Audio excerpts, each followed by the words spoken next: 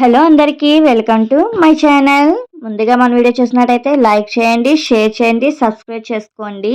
గీ rice అండి చాలా సింపుల్గా అయితే మనం ప్రిపేర్ చేసుకోవచ్చు. బ్యాచిలర్స్ కూడా చాలా సింపుల్గా అయితే రెడీ చేసుకోవచ్చు అండి. ఒకసారి మీరు కూడా ట్రై చేయండి. తయారు చేసే విధానం చూసేయండి. ముందుగా స్టవ్ వెలిగించుకొని ఒక కడాయి అయితే పెట్టుకోవాలి. అందులో గీ అయితే వేసుకోవాలి. నెయ్యి అండి, కొద్దిగా నెయ్యి అయితే వేసుకుని అందులో జీడిపప్పు కొద్దిగా, అలాగే లవంగాలు, యాలకులు, కొద్దిగా మిరియాలు, కొద్దిగా దాల్చిన చెక్క, ఇంకా బిర్యానీ ఆకులు అయితే వేసుకోవాలి.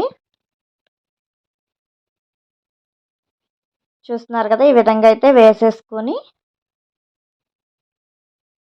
కొద్దిగా జీలకర్ర అయితే వేసుకోవాలి, 1/2 టేబుల్ స్పూను. ఒకసారి అయితే వేయించుకోవాలి.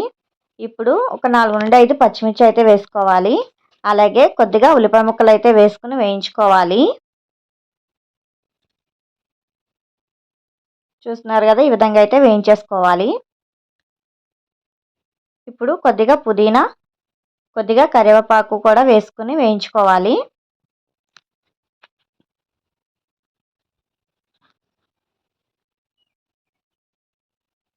చూస్తున్నారు కదా, ఈ విధంగా అయితే వేయించేసుకోవాలి. ఇప్పుడు రుచికి సరిపడా సాల్ట్ అయితే వేసుకోవాలి. ఒకసారి కలిపేసుకుని ఒక 1/2 టేబుల్ స్పూన్ అల్లం వెల్లుల్లిపాయ పేస్ట్ అయితే వేసుకుని పచ్చివాసన పోయేంత వరకు వేయించుకోవాలి. చూస్తున్నారు కదా, ఈ విధంగా అయితే వేయించేసుకోవాలి.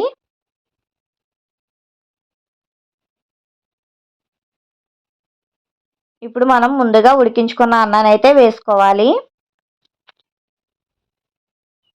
ఈ విధంగా అన్నం మొత్తం వేసేసుకుని ఒక 5 to 10 మినిట్స్ అయితే కలుపుకుని అయితే ఉంచుకోవాలి. మంచిగా అన్నానికైతే మొత్తం అంతా కూడా పడుతుందండి. అందుకే ఒక 5 to 10 మినిట్స్ అయితే సరిపోతుంది. చూస్తున్నారు కదా, ఈ విధంగా అయితే కలిపేసుకోవాలి.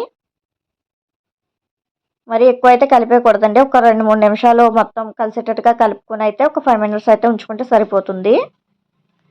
చూస్తున్నారు కదా, ఇంతేనండి, మనకి గీ రైస్ అయితే రెడీ అయిపోయింది. అలా ప్లేట్లో సర్వ్ చేసుకొని చూస్తున్నారు కదా కలర్ఫుల్గా అయితే ఎలా ఉందో.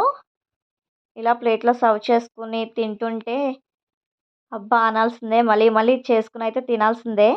ఒకసారి మీరు కూడా ట్రై చేయండి. పిల్లలకి ఒకేలా కాకుండా ఇలా డిఫరెంట్గా చేసిస్తే మాత్రం చాలా హ్యాపీగా తింటారు. Please support my channel, subscribe చేసుకోండి.